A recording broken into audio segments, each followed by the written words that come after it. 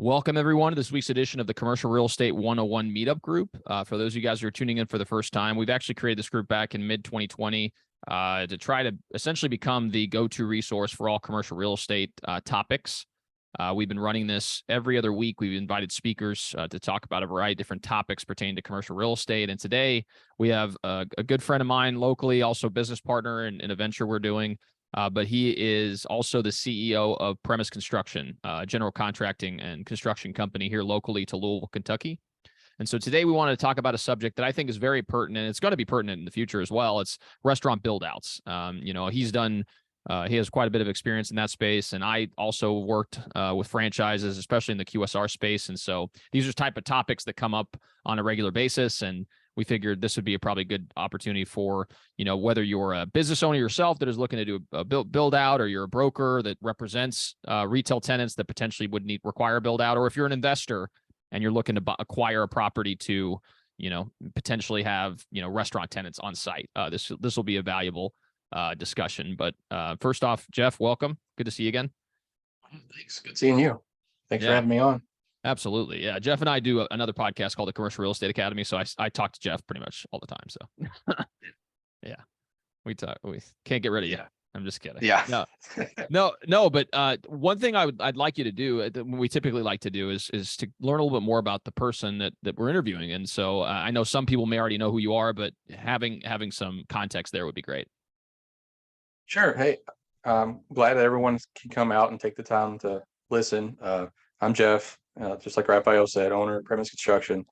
Been in the construction field quite a long time now, a couple decades worth of experience here, from doing, like Raphael said, restaurants to office space to many warehouses and medical, dentists, that such thing. So I started in residential, mainly doing subcontracting, and then I went into started building homes, and then that kind of led me into more commercial, because that was around 2008. I'm sure a lot of it's where the housing market started taking a turn, but that led me into the commercial construction, and been going strong in that ever since. So yeah, that's awesome. Yeah. And he's had a variety of different roles around, in his background. He used to build dental labs. He's had some international experience. So he does provide a lot of unique context to the discussion of construction. As we mentioned, I'd say one of the focal points and the people we're talking to right now are business owners. So, there's business owners out there that want to start a restaurant. Maybe they've been in the restaurant business for a while, maybe in a management capacity, or, they've gotten to, teamed up with some friends or other investors to build a restaurant or start a franchise, that sort of thing. There's also brokers that do represent retail tenants, in particular restaurants, local chains, national chains, and then investors. So, obviously, if you're investing in shopping centers, the tenant mixes over time has evolved, and now obviously more and more restaurants are starting to become more prevalent in strip centers and that sort of thing. So it's a benefit to those individuals to kind of have this discussion. But to start out, I wanted to kind of focus on the restaurant owners side. So as a restaurant owner, if I put that cap on and I start touring potential sites, because you get calls as a broker sometimes saying, hey, I would like to see this place, and maybe it could be a good fit for me. What are some of the things that you need to look out for in a space to make sure that's going to be actually worthwhile for you? Is this an existing restaurant owner that you want, or a new restaurant owner? Let's start with the new, just because, I think we had talked offline with Philip on the call that, I think there's certain, if you're an experienced restaurant owner, a lot of times they'll walk through a space and they already know, for the most part, what they need to get done. So I think having that context would be helpful.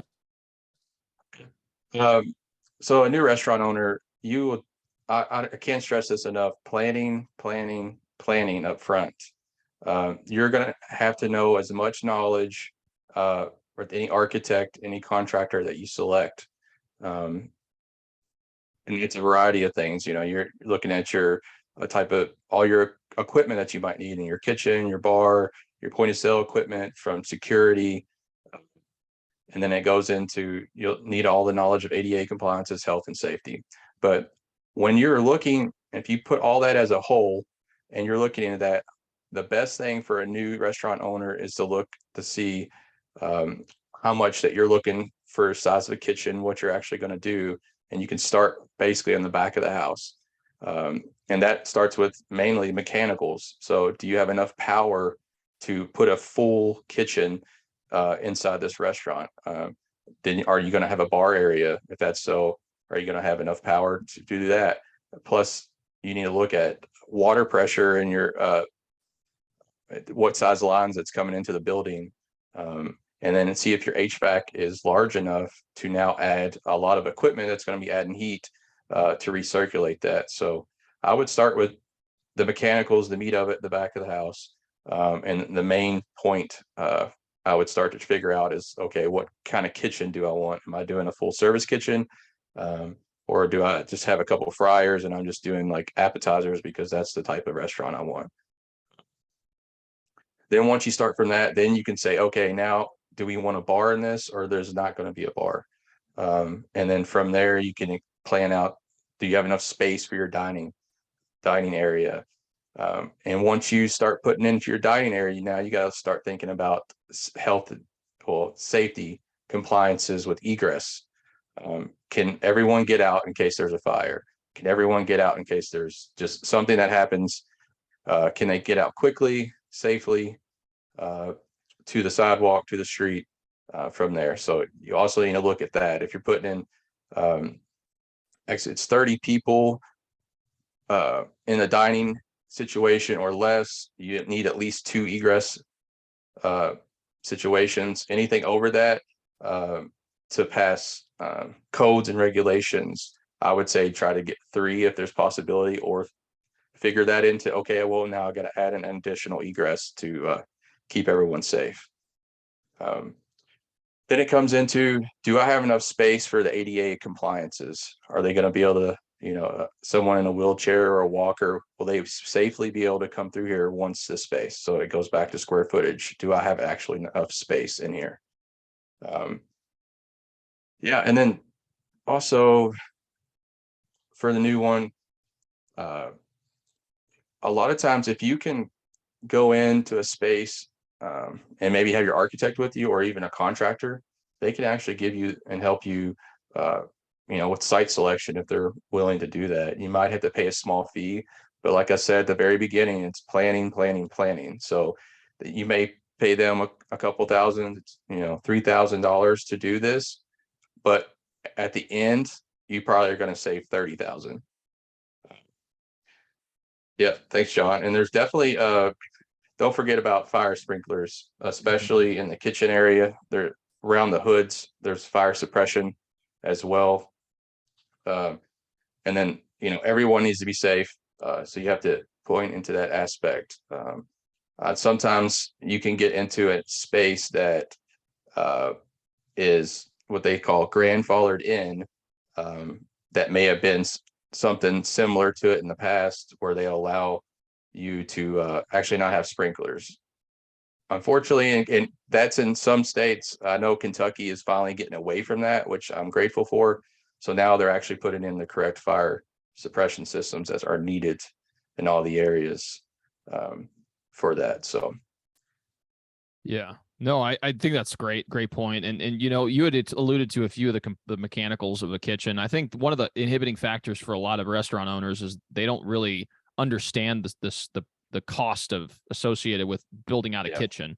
So, even now, like on my end with a lot of these QSR and retail tenants that I have for restaurants, we're looking at second generation spaces, and as costs continue to rise, they're going to become more profitable, or more sought after, I should say. And second generation, for those of you guys who don't know, is existing restaurant space. So you could reconfigure the kitchen if you need to, but at least the major mechanicals are in place, and you can maybe utilize those existing structures to operate your establishment.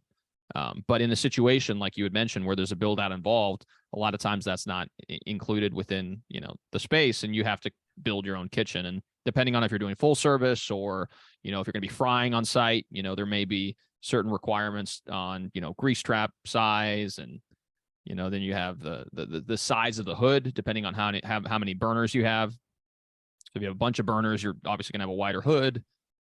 So again, there's a lot of things to consider regarding that, at least in our experience, for sure. If one little thing that you could do, it's kind of like a tip or trick, is basically kind of sketch out the area and then actually draw in some walls and try to figure out your layout, because you got to also think of one, layout for customers, and two, layout for your staff. Because after all, a restaurant is a service business. So we got to make sure that you can, their servers can access the food quickly. Do they have their own little prep station to finalize meals before they get them out? Is the kitchen workflow, are you going to have enough space for that? Can a chef or a sous chef work around inside that kitchen and produce the meals, especially when you get on very busy nights? So, yeah, 100%. And also, you had mentioned, you had alluded to a few things, ADA compliance and everything, but also for bathrooms. I know, I know that for different municipalities, it's different. So I can't speak to other municipalities, but once you start getting a certain amount of seating, it requires more than one bathroom. So we've toured sites in the past where, a restaurant owner may say, oh yeah, I can see myself fitting like 8 tables here. And it's like, well, actually you can't, because you only have one bathroom here. So you'd have to either add a bathroom to be able to get that. And even then you'd have to get a fire marshal to walk through and make sure that, you don't have any issues as far as the capacity sake is concerned. So, I know that, you had mentioned the fire marshals and other regulatory, health inspectors, et cetera, involving them in the process when you're looking at spaces. Afterwards, especially when you have your plan and everything ready to go, at least you have an idea of how many seats you can get in there. And then it's a math equation to see if you can make it work, So I just also want to state too that Kentucky is a little behind on the codes and regulations.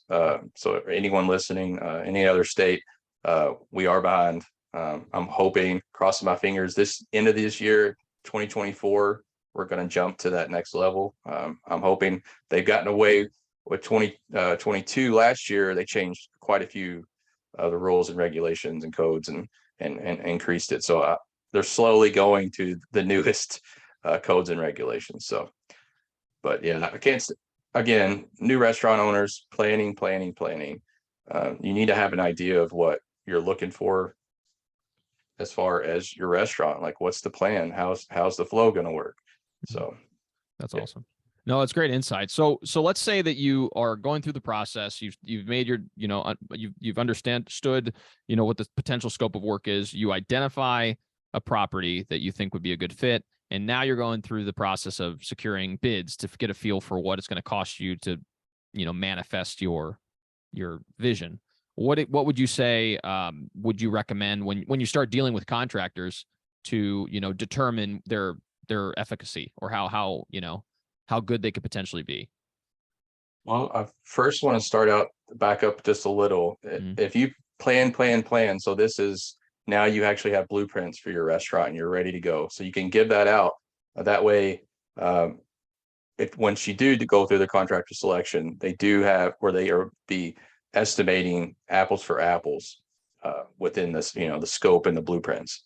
So I wanted to point that out prior to start the contractor selection, because I know that does help out contractors at the very beginning if you have those already taken care of. So and that involves, so the blueprint involves you speaking with an architect, and they may bring in an engineer to confirm some things. Is that correct? Yes, and a lot of times architects will lean on hood installer, hood companies that install like kitchen hoods if you need one. So that company will also need to be involved prior. That way they can start planning and drawing out their kitchen designs, laying out the hoods and everything else. And this is all prior, like I said, planning before you even start to select contractors. Good point. With that being said, once you get all those people in order, then you can go to your contractor selecting, and really you need to ask simple questions like, do you have any restaurant experience? How much knowledge do you know actually about restaurant construction? It goes back to, as well as, you can ask them, do they know about the bar equipment? Do they know about kitchen equipment? Have they ever had any experience with that? Then it goes to, again, POS systems, fire suppression. That's a big one. ADA compliance, health and safety. I would go through and make a list of those items to check off to see what they have. And then even yet, you can go and actually see their work. If they have restaurant experience, I'm sure they finished one or two around in your area where you can go, sit down, eat, maybe ask to speak with the owner and see, what renovations they did in the particular space. That way you can put your eyes on their actual work and get a feel for the owner and how they work and communicate it. That's a big one. Then once you kind of get all that and know which ones that you're going to pick, then that's when you really need to have a few meetings with them before you select the final selection. First is just kind of meet at the space with the blueprints, kind of walk around, talk, and you can kind of get a feel for that person if they're looking at, like I was saying earlier, layouts for customers, and they're keeping your best interest for your restaurant in mind. For instance, I had one restaurant owner, they wanted me to come look at their space. The architect drew all this out, and I wanted them to walk out their daily and weekly plans of what they were going to do within the restaurant space. And so come to find out, they had a really bad access to get their pallets of food, and their means to get through the restaurant was very, very narrow. So now we had to go in and add wider doors and widen the hallway just so they could get that all the way through the restaurant without an issue quickly. Because sometimes they might have a delivery very first in the morning and they need to get that in the cooler or the freezer as quickly as possible. So things like that, if they start asking questions more in depth, especially about your restaurant in particular, what, again, the layouts of it, what are you actually going to do on a daily basis? So that's one of the things I would definitely ask them. And then you can kind of get a feel before you leave. I can't stress this enough, is actually ask them, like, how long do you think this estimate's going to take to get back before you guys receive it? And then once you finally receive the estimate, say it's a couple weeks, they got it back and you've looked it over, actually take the time and call the contractor, go through it, the estimate, speak to them about what they're doing here. How detailed is it? Is it explaining everything in that one particular line item? And line item spacing is just if they're going to do demo, or if you're doing framing, running all the mechanicals, what are they doing here? What do they calculate? And then definitely take the estimates as well if you get 2 or 3 and compare them and make sure that the people that you selected actually are bidding the same exact thing. What I mean by that, one big indicator is somebody that's missed a line item that maybe you have 3 and the other 2 have actually have on their quotes, but this third one does not. Was that a mishap on their end, or does it go back to the experience part and they don't actually know what they're actually doing? It would definitely take a phone call and to discuss that, to figure that out. So definitely. So so as far as the checklist items are concerned, is that you really want to sit down or talk to several contractors that have experience in the restaurant space, ask them for copies of their work, go by the restaurants, get a feel for it, because this is going to be a big capital investment for you. So you want to make sure that, the quality of the work is solid and they do know what they're doing. And like you said, speaking with different business owners that have gone through that experience, I'm sure a lot of business owners would probably be willing to talk to you about that, especially if you're serious about, doing something similar yourself. And then once you get to that point, walking through and understanding whether or not the way the blueprint and layout works is sufficient for what you're trying to do, and then comparing the quotes once you receive them. And one of the things that I've had several of my clients in the past say is, like, why is it taking so long to receive these estimates? But what people don't understand is that as a general contractor, you have to work with subcontractors, you have suppliers that you're pulling product from, and you're trying to get up-to-date information, all this, on all these things. And so a lot of times it takes time to compile an accurate quote that is appropriate based on what the scope of work is. So it may take a little while to get back, but hopefully, depending on the scope of work and what the build out looks like, it'll be relatively, comprehensive. And so that's one insight I can share on that front, just through having dealt with you and others. So Yeah, and on that, I'll add to that. Like on my end, I'm spending maybe an entire 30 to 40 hours just on your estimate by making phone calls, submitting the plans to all the subcontractors, talking to the suppliers and setting up dates. And then the added factor of we still have some material supply issues. So now it's okay, my normal supplier doesn't have this. Can I go outside the state or across the country to figure out how we can source this material as quickly as possible? So don't think that this is when it comes to restaurant, it is a complicated machine essentially that needs every part before it'll run smoothly. So I would definitely say 2 or 3 weeks would be a good indicator, and that way you can kind of budget out your timeline when it comes to receiving those back.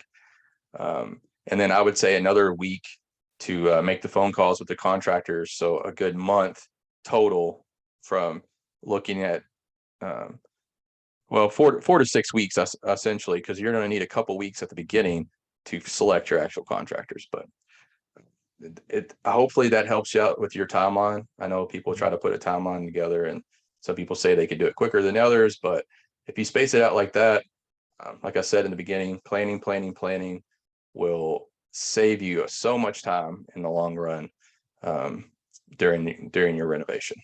Definitely. No, that's some great advice. So now we're at the point where you've selected a contractor. You've said, okay, this individual is the one I'm going to be utilizing. What are some of the hurdles that they face as they go through the process of, getting the project completed? One of the things that I want to point out is when you get an estimate back for your restaurant renovation, hopefully they show their experiences. Another one point is they actually add in contingencies to their estimate, because we can't look through walls. I can't look through a concrete floor to see what's underneath there, or above a ceiling if it's no access above it. So there's always going to be these unforeseen variables. So I would look to see when it comes to that, where they're at. But definitely. No, for sure. So as far as the process is concerned, and I know this because we talk on a regular basis, but as you're going through the project, what are some of the issues that you've had in the past with things happening during the project? So a few of the issues is, one thing I want to point out is communication. So a restaurant owner and their contractor, you're almost going to be speaking daily. And it seems crazy, but there's a lot of little changes that can happen quickly off the plans that can curtail the whole project. So now say your 3 months is your estimated timeline for finishing, and now there's a change or a change order, and that'll curtail not only money but the timeline. It stretches it out. I know once you get in there and you're a new restaurant owner and you're going and you don't think about something at the very beginning, we all do it. We're all human. And you're a month and a half into your renovation and you're, oh, I forgot to do this. Maybe it's a food prep station for your employees that's going to have before they run out to your customers. We don't have room for that, or we didn't add that into the kitchen layout. So that's going to create a change, but that's also going to create a domino effect with your time, your money, and not. So like I said before, I can't stress enough, planning up front before you even pull the trigger and get a contractor in. Once you select them, before you pull the trigger, I would take some more time to plan with them and get an actual schedule that they think they can get this completed. But then also remember that that schedule if they run into those unforeseen circumstances, it is going to prolong. So it could be 1 week, it could be a few days. I mean, it could be a whole month. I know I did a brewery here recently, and they have got held up because they needed a certain water heater that they needed just for their brewery equipment, and supply chains issues. So we've been still waiting on getting this hot water heater for them to complete their project, and that's been pushing them out. We got them open, they're running fine, they just aren't brewing at that particular location. They have another location that they're brewing out of, but just things like that happens. And again, I can't stress planning. And then it goes back as well is the scheduling. Hopefully they use a scheduling that is ever changing, that you can actually look at. I have a particular one that I use that will change when a subcontractor might run into a hiccup on their end when it comes to their supplies. And you have to calculate all those variables in. So yeah, it's one of the things.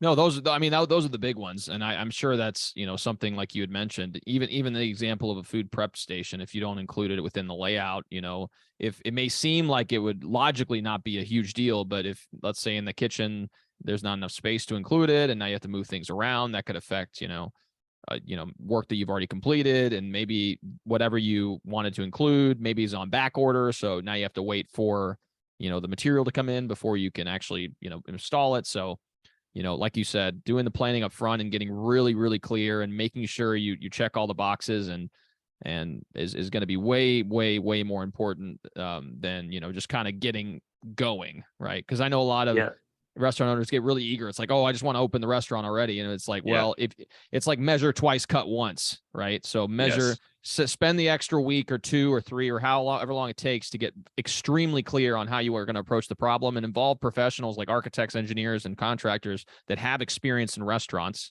so that they know all the things that could go wrong. So when the plan's put in place, the variability is very low.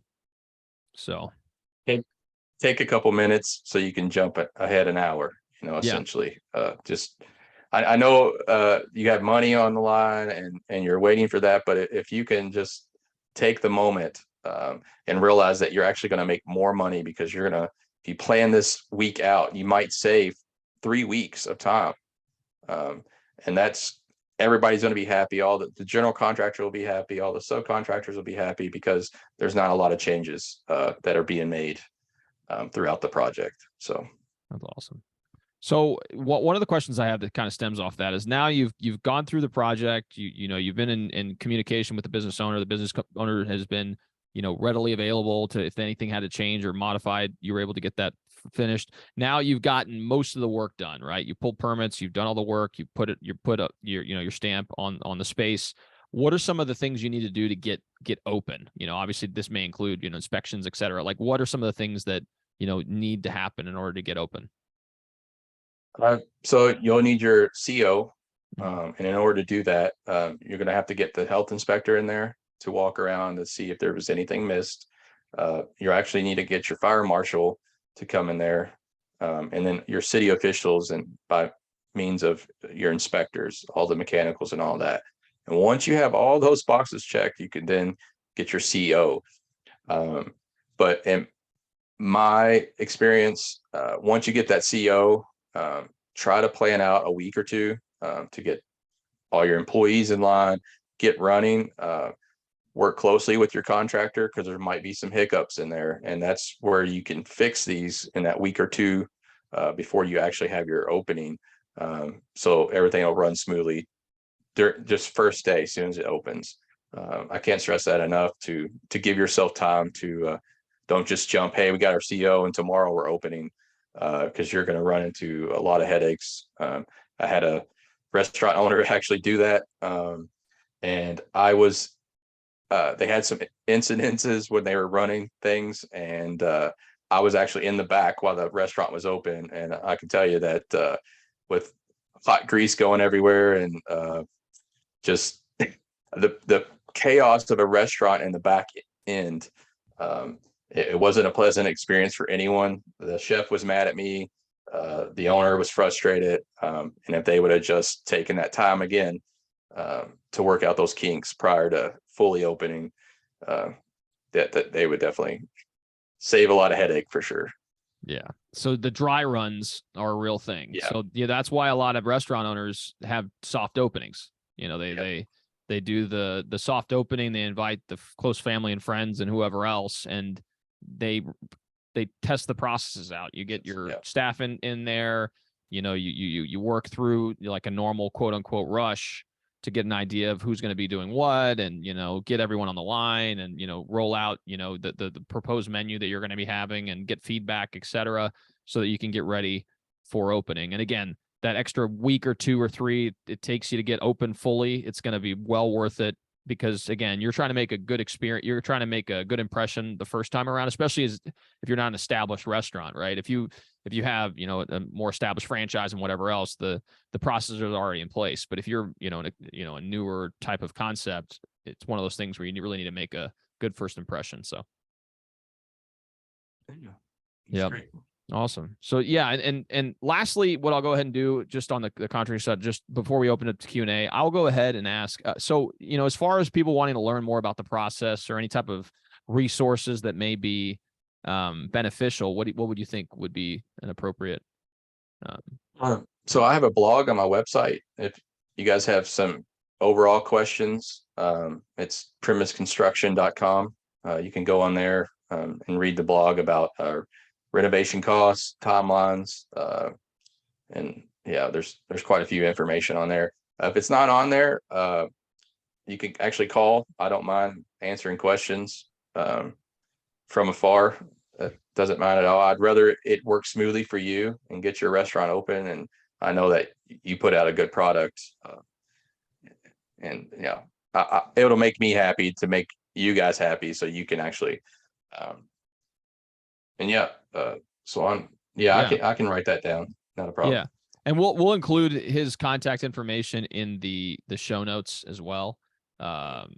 So we'll do his website, contact information, and email as well. So you guys will have access to all that information. So what I'll go ahead and do then is I'll just open it up to Q&A. Actually, before we do open it up to Q&A, did you have a question that you would hope that I would have asked you that maybe I didn't and you wish I did? Well, the existing restaurant question, restaurant owners, there's a couple things there. It's a lot of restaurant owners want to remain open, which makes perfect sense because you keep producing money, you get your regular customers to keep coming in. But there's a drawback to that. There's a chance that your quality of food or service might lack because you're in a renovation project. If you have half your kitchen line down, you're not going to be able to produce everything that's on your menu. So now you got to back it off. And also the renovation costs will cost more because most of the time during those situations, you're not going to have a contractor working during your normal hours. So you'll do off hours work. It might be late nights and stuff like that. And contractors charge more for that. And if you close, and if you are a restaurant owner and you do close, the benefit is it will be completed faster, and your service, it won't be subpar to what it could be if you just remained open.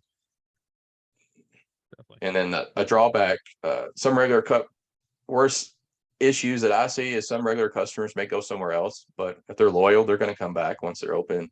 And then the last one is the money, that you won't make money during that time.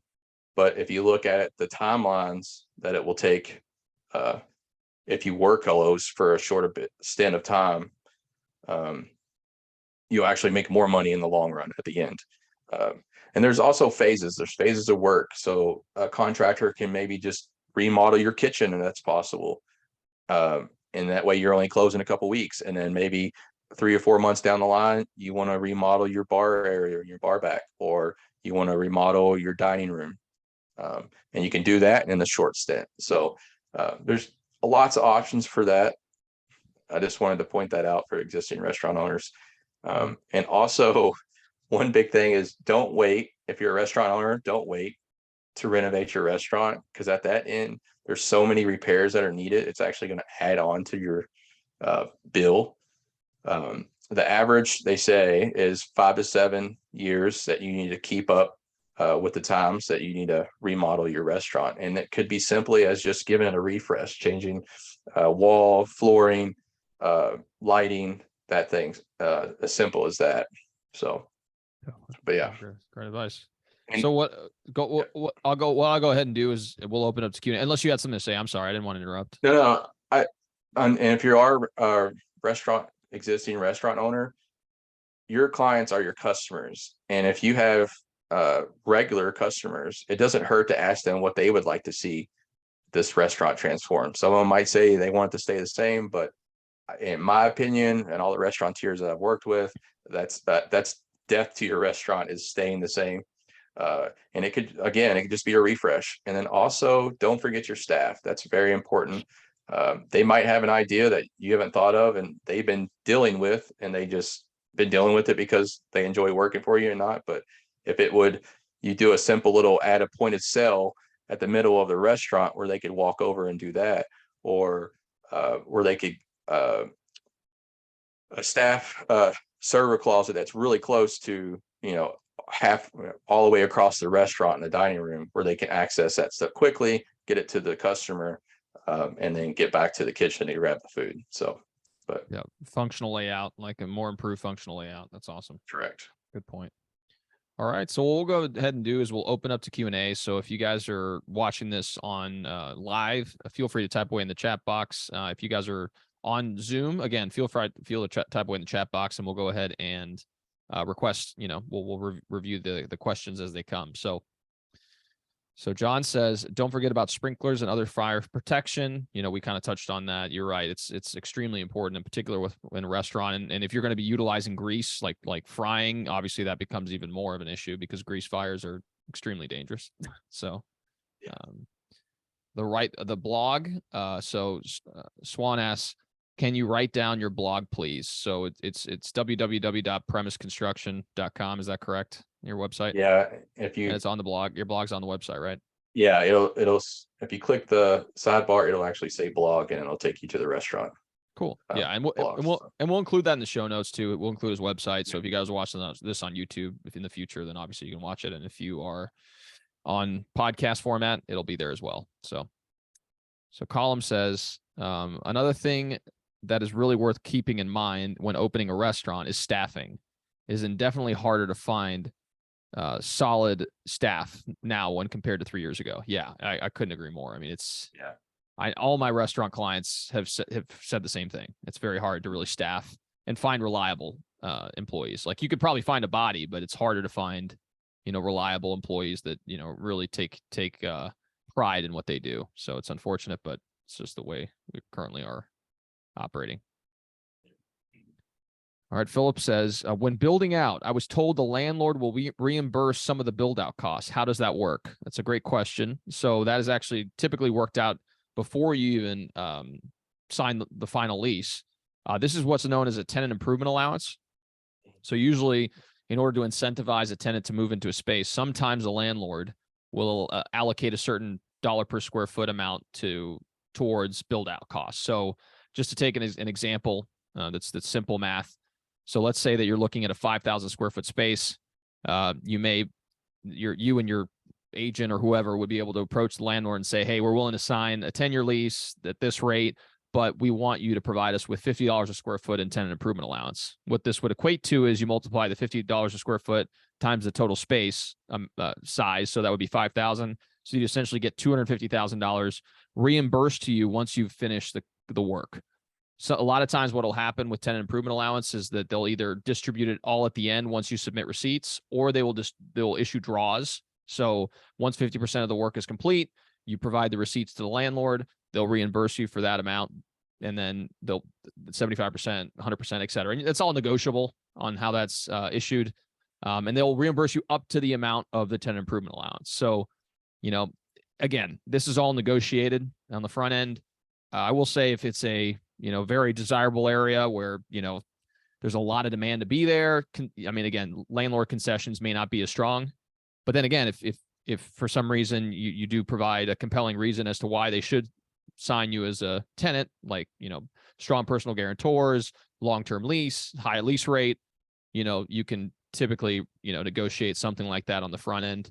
Also, just always to keep in mind, a lot of times landlords will try to amortize some of the cost over the lease term. So if they're advertising a rate of like, let's say $30 a square foot triple net, then, they may say, okay, well, because we're giving you 200 grand in build out costs that we're going to reimburse you, essentially, we're going to bump your rent to $40 a square foot. And that's going to stay that way until the money's paid back, essentially. So there's different ways to structure it. It's all based on negotiation, and, there's a lot of factors to consider, but I hope that answers your question. That's kind of a high level overview. Let me check. I said it better myself, Raphael. Yeah. Well, that's what I do. Yeah. So Kim says, fair point. Restaurants typically attract better employees by providing health insurance. So yeah, 100% agree. I couldn't agree more. That's a big one. I know some of the restaurateurs attracting employees is offer a shorter schedule. So instead of having them work, 5 days a week, they maybe only work 2. I know that's kind of a nightmare for scheduling purposes for the manager. However, you can get good quality employees that way, because some of the people that want those 2 nights, they work a full-time job, but they need some supplement work. So, I mean, that's how you can get maybe some potential employees. At least that's what they've been doing here in Kentucky. I'm not sure. And it depends on the. Oh, go ahead. Yeah. I'm sorry, Jeff. No. Go ahead. It depends on the concept too, because I'm working with a client right now, for example, that most of their sales come from liquor, so they're like a karaoke concept type thing. So they may have finger food, but more than 50% of the revenue is coming from drinks and everything else. And so their hours of operation typically are, their peak times are from Thursday to Sunday max, and they're usually open in the evening. So, staffing wise, they're not going to need as much as maybe a full service restaurant like a Chili's or some of these other larger brands that require several servers. You got bus boys, you got front of house, back of house, so you're talking a lot of moving parts. So again, I agree that it's just something to consider. Some of the restaurants that aren't high scale, they're just restaurants, they've been going to self-serve type food where you order at one point, like from the waitress, and then there's a pickup area and you actually go get your food. So that requires less staffing if you're doing it that way. So yeah, I think was it McDonald's who just released the fully automated restaurant? Yeah, they just released the first one. Yeah, fully automated. So I think that's actually going to help out regular serving restaurants, even though I think in Japan they have a serving robot that they started in their restaurants in Japan. So staffing might not be an issue for the next few years. So yeah, well, they have conveyor belts. I remember we went over there and it was like 2018 now, but they had little conveyor belts where they put like the food and it would just come out to you. They have a little kiosk and you just put it there and it's like you pick up the food once it. I mean, in my opinion, servers, I kind of like that interaction. Yeah. That's the whole point of going to the restaurant, in my opinion. But if you're looking at a machine, I don't know if that would help. But the innovations are coming, whether we stop it or not. There's going to be in some restaurants, that's for sure. And McDonald's is the first one that the full kitchen is robotic. You order on a screen, and it's like a conveyor belt. It brings it out to you, and your order's here, and you walk up and pick it up. So yeah, definitely. So Sean, he says, remember to think about acoustics and noise mitigation during the design process. It's easier to tackle potential noise problems when the drywall is still off the studs or joists. Also include sound absorption in your finished rooms. Noisy restaurants are typical these days due to open ceilings and various hard surfaces. Good point. Very much so. I wanted to add a little to that. That's a great point. A lot of time architects don't add that into their submission when it comes to kitchen and restrooms. So if it's anywhere else, soundproof insulation inside those walls would help greatly. But I know that some of these restaurant owners have, like, I think what you're asking, in some of the rooms are hard surfaces that they actually have what they look like artistic paintings, but it's a soundboard that they've been hanging up instead of like a real piece of art to help with those situations. So yeah, that's a great point though. Thanks for pointing that out. Yeah. Yeah, and you're right, and you know, obviously now with I mean, this is probably a 20-year thing over over the last 20 years, but the whole open concept and breweries obviously have become very very sought after, and there's different ones popping up all the time, it seems like, but it's very much an open concept, concrete floor, open tall ceilings, and just kind of tables, and you can kind of sit where you want. Yeah. So yeah. Cool. So any other questions? I want to make sure that we've answered all the ones that, are pertinent to the discussion.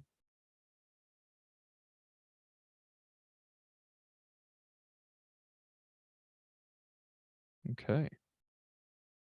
Well, it looks like you answered all the questions, Jeff. First off, I mean, obviously I appreciate your time so much. I know you're busy and working on several different projects. But if people wanted to, get to learn a little bit more about what you do, maybe if they're local to Louisville and they're looking to undertake something similar, how can they get in contact with you? I would actually just go to my email. It's jeffwalston@premisconstruction.com and send me an email. The only reason I say that, if I give you my cell phone with the host spam and you're in a different state and it pops up, a lot of times I won't answer the spam calls, so I might miss your call.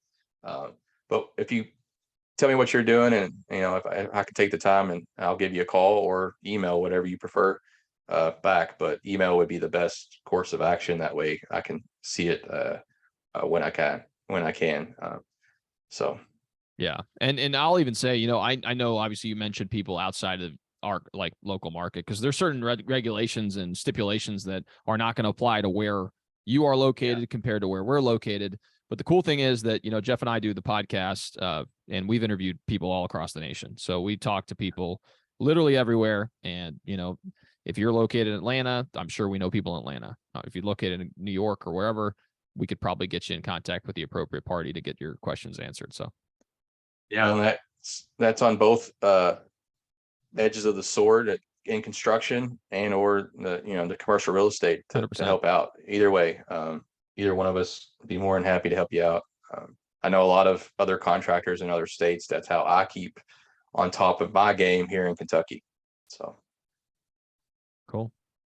Well, thanks guys so much again for stopping by. Again, if this is you guys your first time, we actually do this every other week. So in the next 2 weeks, we'll have another speaker to come by to talk about a different commercial real estate topic. Feel free to come back and engage. If you guys are going to be watching this on YouTube in the future, feel free to like and subscribe. It makes a difference. And if you guys are listening to this in a podcast format, obviously it'd be greatly appreciated for you to subscribe and leave a 5-star review. So thanks again so much for tuning in, guys, and we'll see y'all next time. See ya.